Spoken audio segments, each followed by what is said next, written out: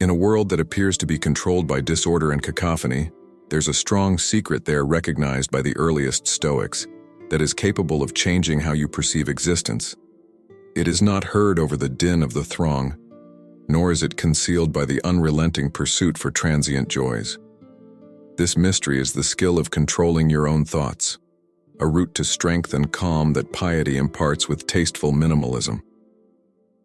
We're going deep today into this amazing theory to learn how the Stoic lifestyle can provide you with more than simply calm, but also a lucidity and fortitude that is unflinching even throughout life's storms. Come along with me as we investigate how to utilize certain enduring realities to navigate the contemporary world, armed with the Stoics' knowledge, directing each action. Whether you're struggling with everyday stress or trying to find a more fulfilling life, knowing how to exert mental control the Stoic manner isn't only about getting by in life. The key is to thrive in it.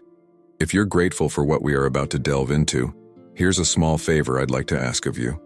Press the button for subscribers, and believe me, you won't wish to forego any portion of this voyage. Together, we are on today among the most freeing Stoic teachings. Depends on a basic yet important concept.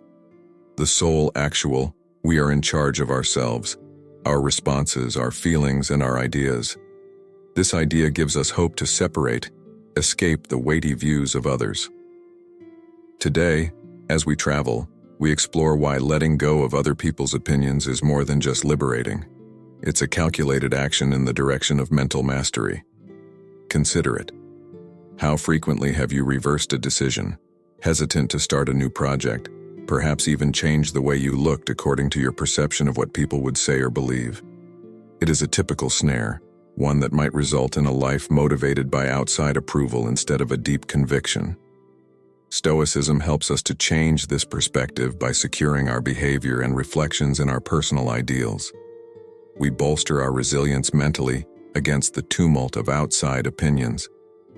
Let us think about Marcus Aurelius, an emperor of Rome and a stolid thinker, who famously stated, "You possess mental control, not external circumstances.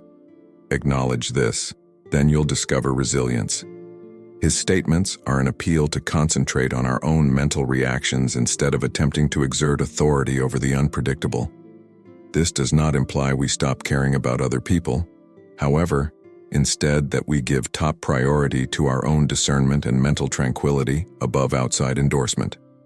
This way of thinking does not request that we ignore criticism entirely.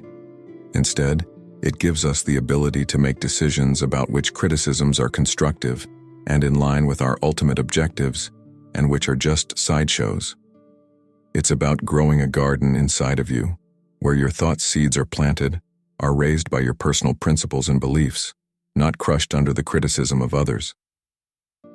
Envision having the ability to choose freely, without worrying about criticism or looking for consent. You start to lead a more genuine life directed by your true priorities. As you employ this Stoic strategy, you'll discover that not only does your reliance about external validation decline, but your self-assurance and tranquility within. This goes beyond simply fortifying oneself in the conventional sense. It is about creating a landscape within, ways you can use your feelings to your advantage instead of in charge of you. This is the point at which Stoicism provides priceless insights. The Stoics imparted no lessons of repression of feelings. Instead, the comprehension and controlling one's emotions to improve health and individual development. Think about the Stoic discipline of seeing challenges as chances, a technique supported by Seneca, the philosopher. He maintained that each obstacle, perhaps adversity, was an opportunity to put values into practice like bravery, patience, and modesty. By reinterpreting our challenges as chances to get stronger, we adjust our emotions in response to them, rather than experiencing overwhelm through hardship. We can go close to it with a clear intention and make use of it as a ramp in the direction of increased resilience.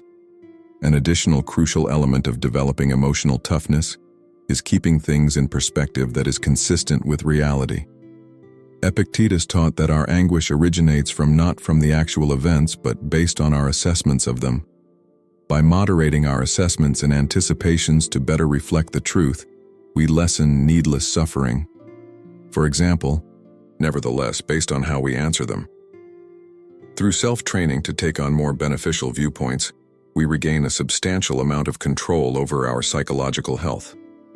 The process of developing the ability starts with awareness and consciousness of oneself.